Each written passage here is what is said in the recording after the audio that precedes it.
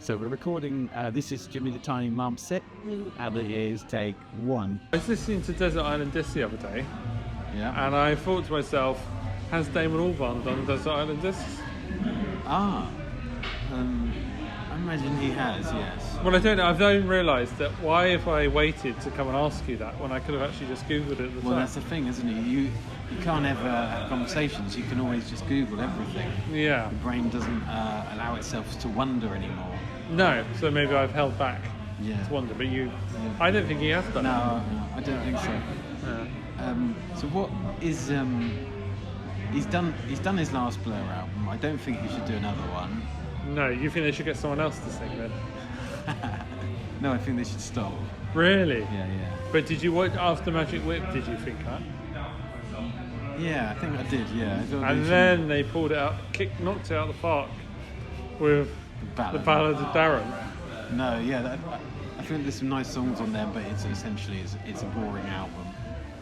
Yeah, well, I suppose they see it as a Twilight evening album. Yeah. I mean, if they waited another 10 years, they'd be a bit older again, so they would be singing some more old people's songs. Yeah, I think they need to stop because I feel like, say, let's talk about the Pixies. Yeah, you've got the first 4 or 5 albums, or however many you got, are all brilliant, more or less. Yes, yeah. And then because all the other albums sound a bit like Frank Black albums. They the do, new yeah. albums, and I think that it's just it doesn't make their, like if you said, oh, there's 25 Pixies albums and only 5 are brilliant and the other 10 are rubbish. Yeah, but you can't. Well, I suppose Alan Barron is close to Everyday Robots, but it's still a Blur album, isn't it? It's not. I was more democratic group, wasn't it, of talent? Yeah. Whereas I guess the trouble was Frank with a bit of Joey Santiago.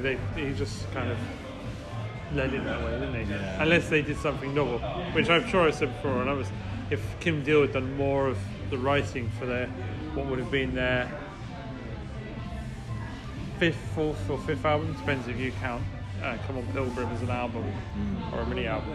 So yeah, so they could have made it interesting. They did a Frank Black side and a Kim Deal side, maybe.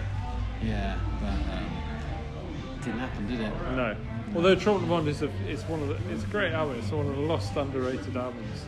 Well, I often listen to that album, and I always think of it as a new album. I always go, oh, it's the new album. I haven't really listened to this one properly. No. A bit like Think Tank. Oh yes. I always think of that as a new now. I remember I bought Trouble Bond when it came out. I was in Stratford-upon-Avon on a school trip to go and see Romeo and Juliet. Wonderful. I was that. Were you in the sixth form then? I think so. Because Yeah. I'd left. Gone to Winter College. I got teased on the coach because I bought a vinyl record.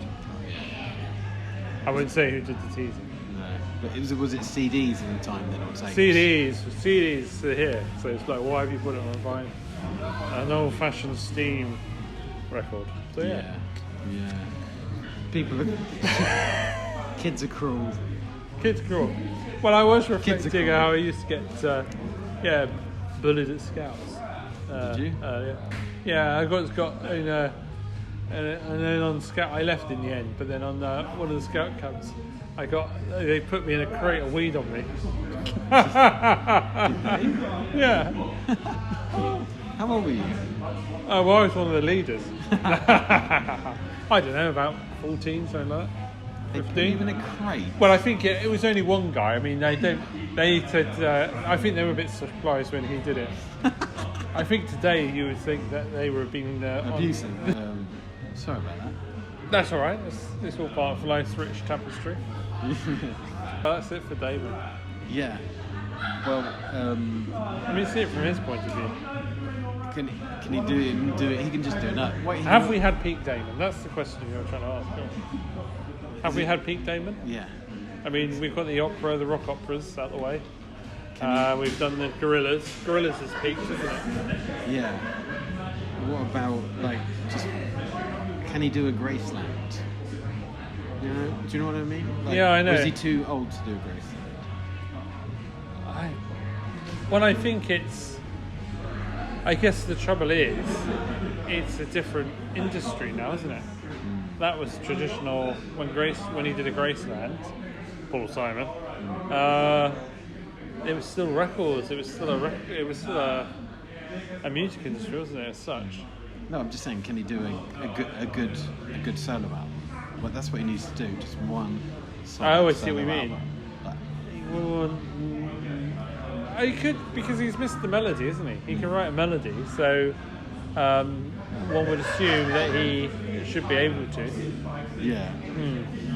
People can sit next to us.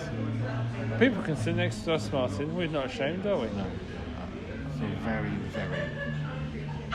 But they might be worried about us talking to each other. Yeah. That might put them off as well. Yeah. Yeah, it's not all about you. Yeah. So I don't know. But why does he need that? It feels like he doesn't need to. It feels like you need him to. Yeah, you're right. Just to keep your life and your... Sorry, someone phoning? No, it's just. You're right. Okay. Just to keep your life young. Is that what's going on here, Martin? No. I'm just interested in one final good album. I feel he's somebody we really need to sit down and have a chat with. Yeah. What about? And I think we've earned the right Yeah. to sit down and chat with. I mean, when you've followed someone for all that time and bought their records and stood up for them in the early days, before Girls and Boys, I think you earn the right for at least 5 minutes of one-to-one time. Yeah. Are the Beta Band going to reform? That would be a good one, wouldn't it? Yeah, they could reform. They could reform. But they all, I don't know if they hated each other or whether they just sort of had to split up because of the lead guy. I think money talks. That's what I found over the years in these band reunions. Yeah. But then you see so for example, bands like Slowdive from Reading, that they reformed and they Well, seem it's supposed to be better now. The most successful of all the reformations. Yeah.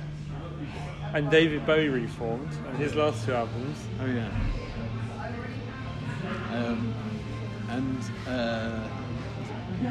Is it Tony Visconti or is it Tony Visconti? Tony Visconti, I think. Okay. Yeah. Do you remember buying that Hunky Dory when I bought Hunky Dory? Yeah. Camden. We went to that pub, Yeah. and there was that New Zealand. Was he Australian or New Are we Zealand? talking about a barmaid? There was a barmaid, but Yeah. there was also a guy, a kind of backpacker guy, Oh, right. a traveller. Yeah. And he said, when he was in Australia or New Zealand, he remembers that was the first record he bought. Oh. And then someone tried to sell us some drugs in the street. Yeah, I remember that. We had to buy some Levi's, didn't we? Yeah, it was in the old days when you could go to the pub when you were about 16. Yes, although in theory we're a more liberal society, we're actually a less liberal. We're quite stricter now. I think we're a lot stricter when it comes to drinking and things like that. Yeah, general fun. Yeah, general fun. Yeah, in my day. Yeah. But things are more expensive, aren't they? Like, people can't afford to go out for a beer, really. They can. They can't. They can't. Young kids can't afford £10 a beer. No, it's ridiculous. Yeah.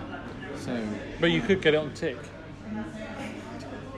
Do we know anyone who wants to get it on tick? Down at the Nisa. Yeah. Have you ever dreamed? I mean, I suppose you're rather than a Graceland, what Damon needs is a James Bond theme. Yes. Yeah. He could do a really good one. What? What was that? That's your segue. Oh, right. Okay. Sorry. Yeah. Well, James Bond. Could he do a films. good one? Because Noel Gallagher said he did a good one, didn't he? What do you mean? Noel Gallagher had one in his head. Well, you know that. What? Have you got a gun? If you want to cut that song. Oh, is it? I've never heard that song. Have you got a gun? I don't know. And everyone said, "Oh, that's so good. That should be a Bond theme." Oh, I see. No, I think he could easily write one. He a bit like Live and Let Die. But also he could sing it, couldn't he? Where are you? Why do you cry? I think, but I also think he would actually do. If he did an album of Bond covers, it's quite strong. Do you think? Why would you want to hear that? What, him singing Moonraker in a really downbeat way? He could add some melodies, couldn't he? But I suppose he's done it. Yeah, I suppose they've done it at the train spot, haven't they? Yeah. Doctor No.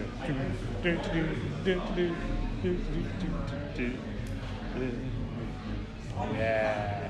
Well, James Bond. There we are, you see. So where do you see them going from now on? Well, there's a thing on the news. I didn't read it though. It comes up, the internet news that throws up. Always comes up with the same thing. But it wasn't. I didn't look like Barbara Broccoli because it was a younger blonde lady from MGM Amazon saying, "Bond fans have patience.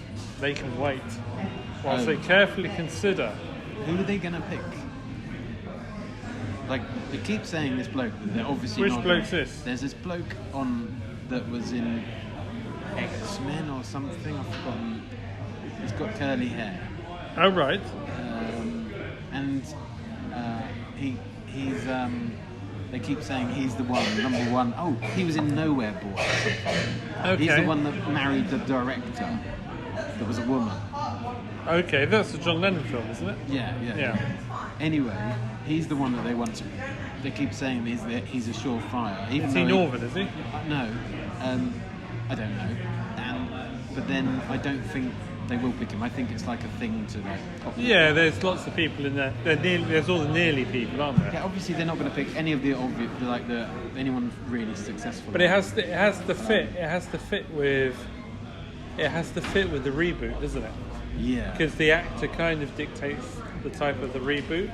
So like Daniel Craig, and the kind of reboot was built around his personality and his style. Yeah. And that worked.